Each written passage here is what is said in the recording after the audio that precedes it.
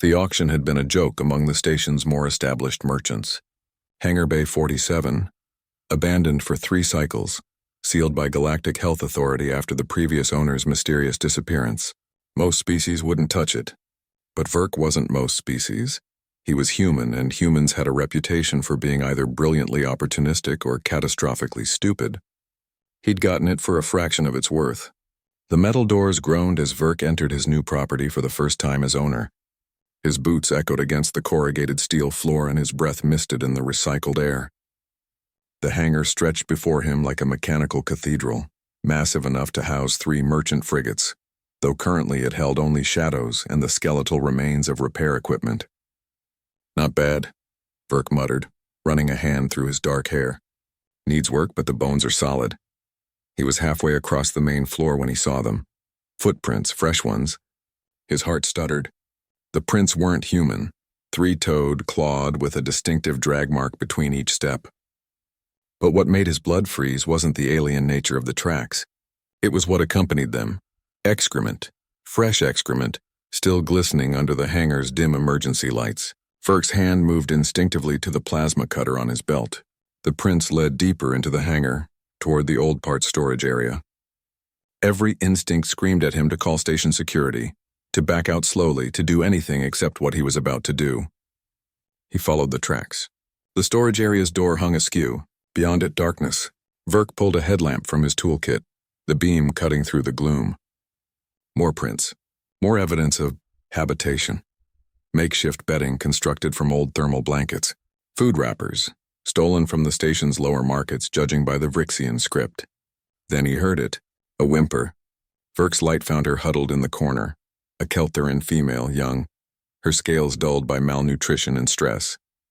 Her species was rare this far from the outer reaches, known for their delicate constitution and even more delicate legal status. Refugees, most of them, fleeing the corporate wars that had consumed their home systems. "Easy," Verk said softly, raising his hands. "I'm not going to hurt you."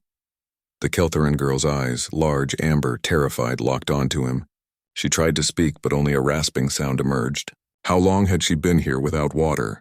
Verk slowly lowered himself to sit cross-legged on the floor, making himself less threatening. "My name's Verk. I just bought this hangar. What's your name?"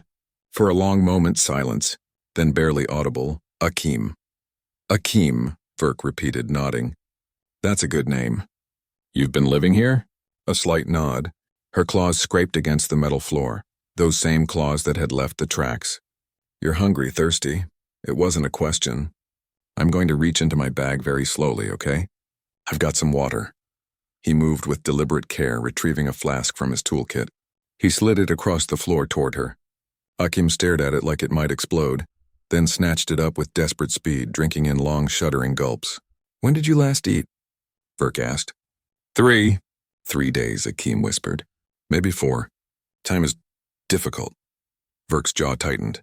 This was the thing about humans that the galaxy never quite understood. Other species saw problems in terms of regulations, protocols, proper channels. Humans saw a scared kid who needed help and everything else became negotiable. "Listen to me carefully, Akeem," Verk said. "I could call security right now. By station law, I probably should. You're trespassing. You're here illegally, and if they catch you, you'll be processed and likely sent back to whatever you're running from." Fear flooded Akeem's eyes. "But," Verk continued, holding up a hand, "I'm not going to do that. Instead, here's what's going to happen. You're going to come with me to the front office. I'm going to get you actual food, not stolen ration bars, and then we're going to figure out your legal situation. I have a friend in the immigration office who owes me several favors." "Why?" Akeem's voice cracked. "Why would you help me?" Verk smiled, though there was a sadness in it. "Because a long time ago, my grandparents were refugees too. Earth went through some dark times before we got our act together. They told me stories about the people who helped them when they had nothing, when they were hiding in places like this, scared and alone. They taught me that when you have the power to help someone, you have the responsibility to try." He stood, offering his hand. "Besides, this hangar's going to need a lot of work. I could use an assistant. You know anything about starship mechanics?" Akeem stared at his hand like it was the most alien thing in the galaxy. Slowly, hesitantly, she reached out and took it. Her scales were cold, her grip weak, but she let him help her to her feet. I can learn, she said.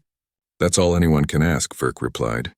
As they walked toward the exit, Akeem glanced back at the corner that had been her hiding place for weeks. You're not afraid? She asked.